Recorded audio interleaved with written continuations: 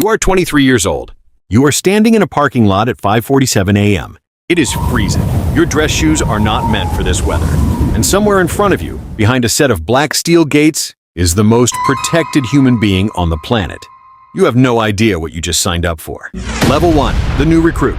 You passed the background check. That alone took 8 months. 8 months of federal investigators talking to your neighbors, your old teachers, your ex-girlfriend's mother.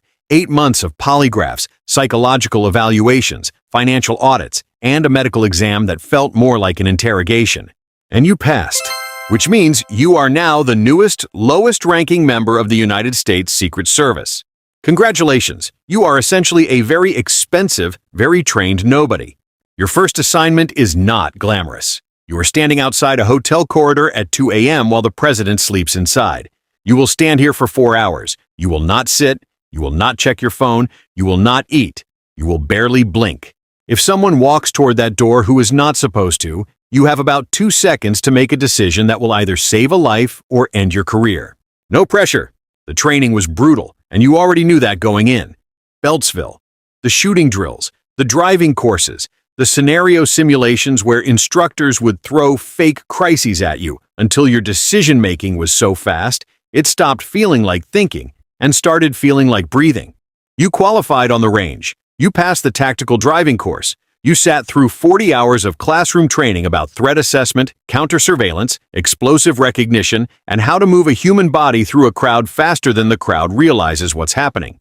But nothing prepares you for the first time you actually see the motorcade pull up. 27 vehicles, maybe more, moving in perfect formation.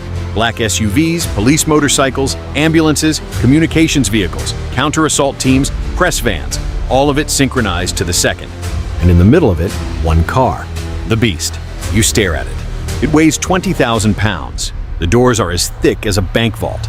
The tires are military-grade run flats that keep rolling even when shredded. The windows don't open. There is its own oxygen supply inside, its own blood supply of the president's type, its own shotguns, its own tear gas launchers. It cannot be stopped by a rocket-propelled grenade. It will not be stopped by anything. You are standing 10 feet away from it, and you can feel the weight of it just from looking. You are 23 years old, and you suddenly understand that this is not a job. This is a calling. Level 2, the driver. You didn't apply to drive. They selected you.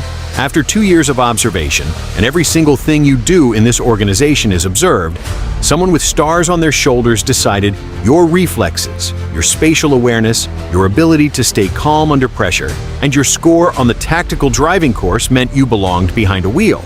Not just any wheel. You are now a driver in the presidential motorcade.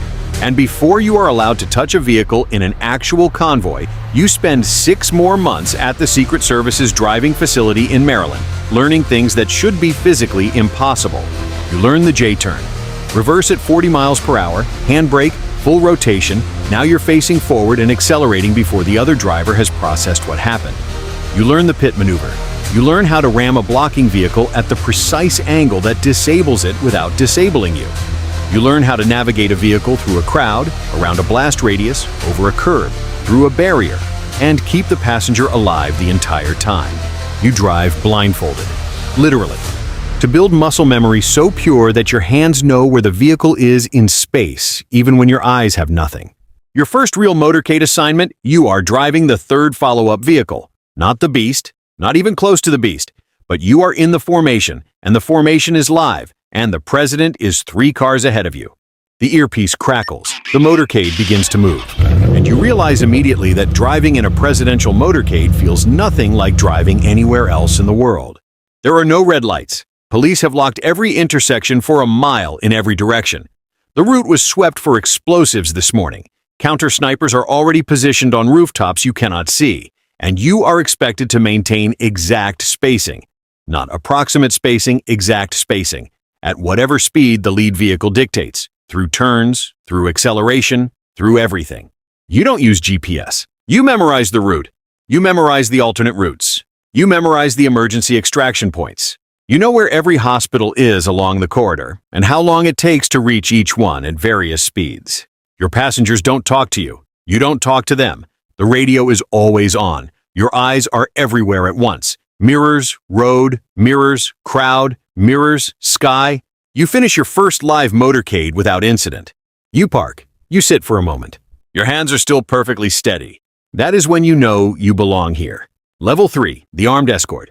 Now you are outside the vehicle. That sounds like a demotion. It is the opposite. Armed escort agents are the ones running alongside the motorcade when it slows. They are the ones flanking the president during an outdoor walk. They are the ones whose faces you see in photographs, scanning the crowd while everyone else is watching the president. They are never watching the president. They are watching everyone watching the president.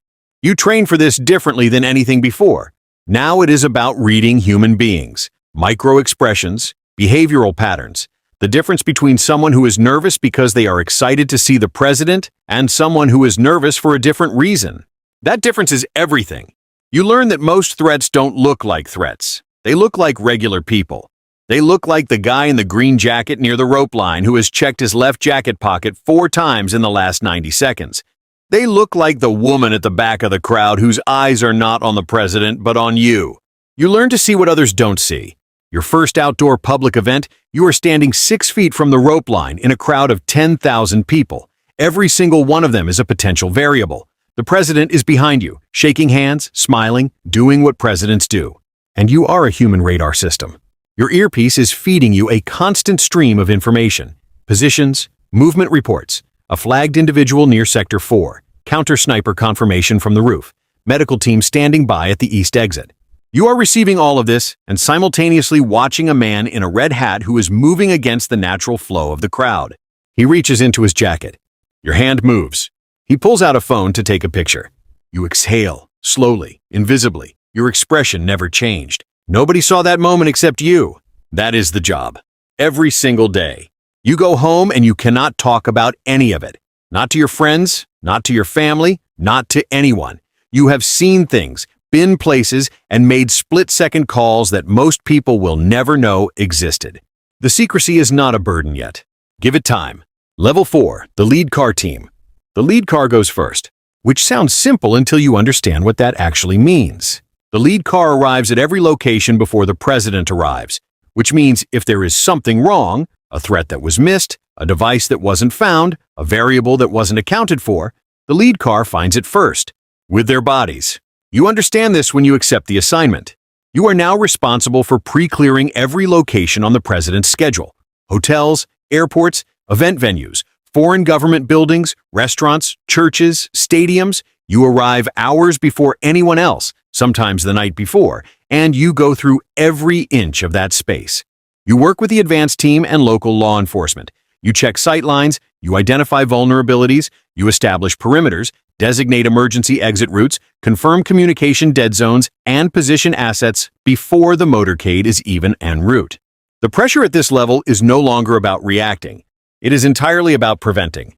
Because if something goes wrong after the president arrives, you failed. Not the shooter, not the bomber, not the threat.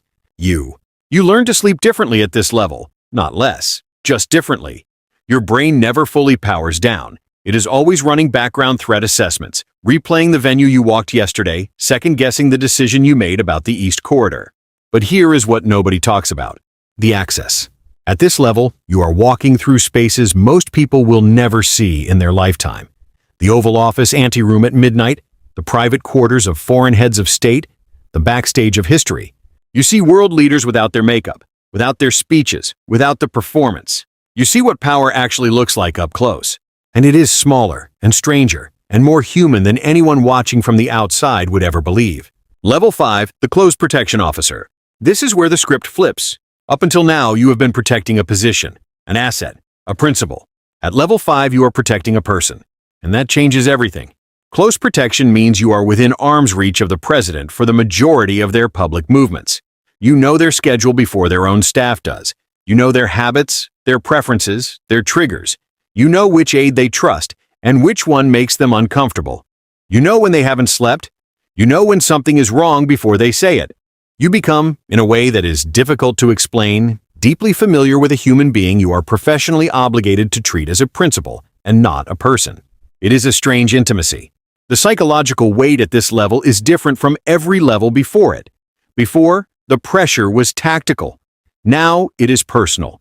Because this is not an asset anymore. This is a human being who has a family, who has children, who gets tired and frustrated and occasionally makes a joke that makes you want to laugh, but you don't because your face is a stone wall and your eyes are on the crowd, and that is where your face and eyes will stay. Your personal life has essentially ceased to exist. You work 14-hour days minimum. You travel constantly. You have missed birthdays, funerals, anniversaries, first steps, last goodbyes. The divorce rate in this unit is something nobody puts in the recruitment brochure. But you keep showing up because somewhere in the middle of all of it, across all the cities and the motorcades and the sleepless nights and the silent hallways, you stopped thinking of this as a career. This became your identity. And if you are watching this and thinking that sounds like it might not be healthy, you're right. But it is also the most alive you have ever felt. If this story is hitting different, go ahead and hit subscribe, because we do this every single week, and the next one might be even better than this one. One tap, that's it. You'll survive.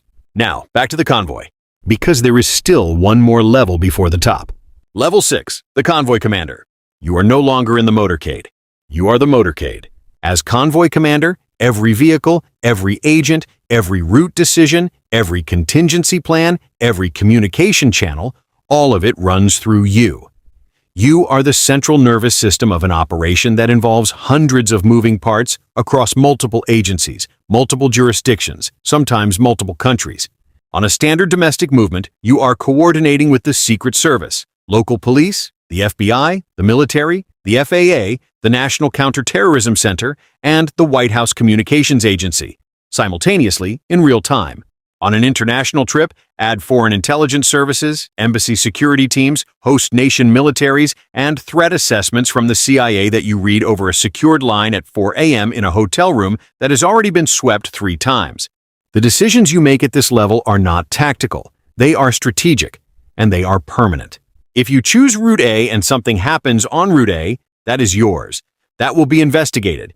That will be reviewed. That will follow you.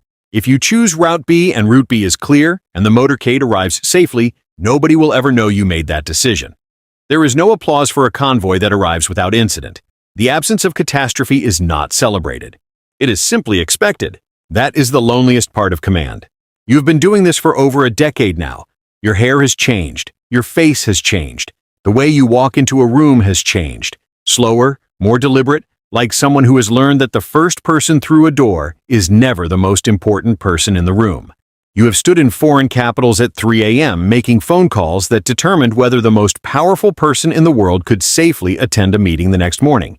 You have canceled movements that took weeks to plan because your instincts said something was wrong, and your instincts by this point are essentially a second intelligence agency operating inside your chest.